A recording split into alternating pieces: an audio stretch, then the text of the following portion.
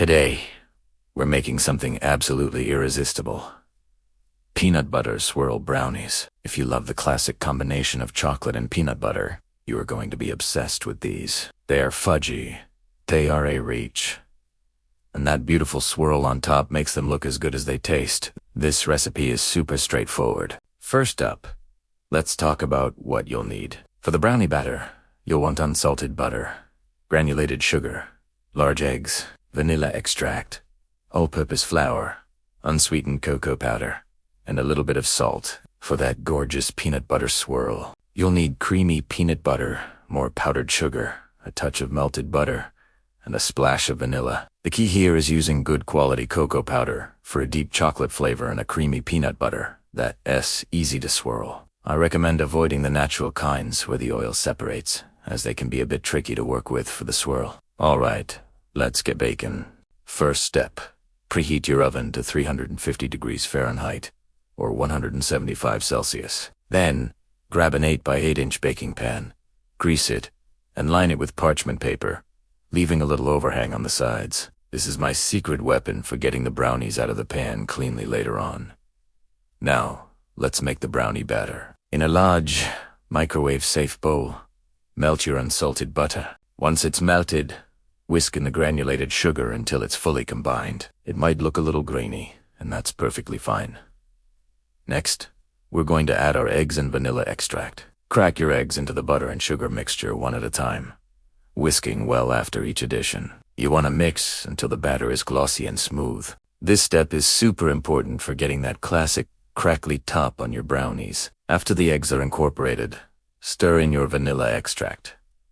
Now for the dry ingredients. In a separate bowl, whisk together the all-purpose flour, cocoa powder, and salt. This little step helps ensure everything is evenly distributed and you don't get clumps of cocoa in your final brownies. Now, gently fold the dry ingredients into your wet ingredients. Use a spatula for this, and mix just until you no longer see any dry streaks of flour. The key to fudgy brownies is not to overmix the batter. Overmixing develops the gluten in the flour, which can make your brownies more cakey than fudgy.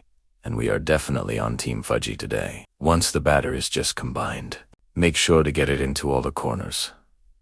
Okay, brownie batter is done. Set that aside for a moment, and let's whip up the peanut butter swirl mixture. This part is super quick.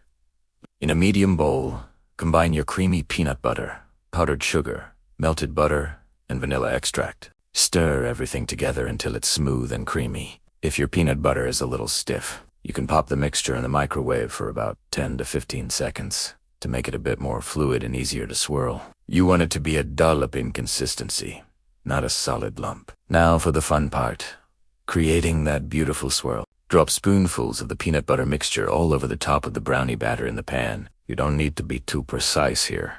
Just distribute them evenly. Once you've got all your peanut butter dollops on there, take a knife or a skewer and gently drag it through the batter, both vertically and horizontally. Go back and forth a few times to create that marbled, swirled effect. Don't overdo it, or you'll just mix the peanut butter in completely. We want distinct swirls of chocolate and peanut butter. It's time to bake. Place your pan in the preheated oven and bake for about 30 to 35 minutes. You'll know they're done when a toothpick inserted into the center comes out with moist, fudgy crumbs attached, but not wet batter. The edges should also look set and slightly pulled away from the sides of the pan. Be careful not to overbake them, as they will continue to cook a little bit from the residual heat as they cool in the pan. We want them gooey and perfect. Once they're out of the oven, the hardest part begins.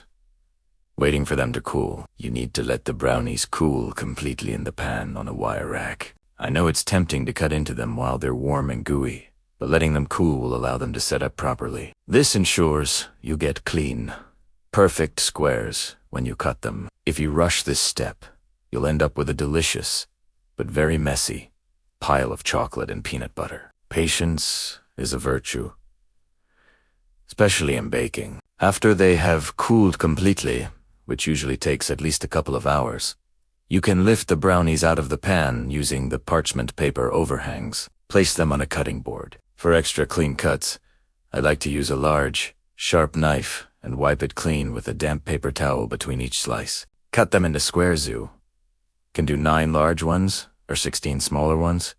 It's totally up to you. And there you have it.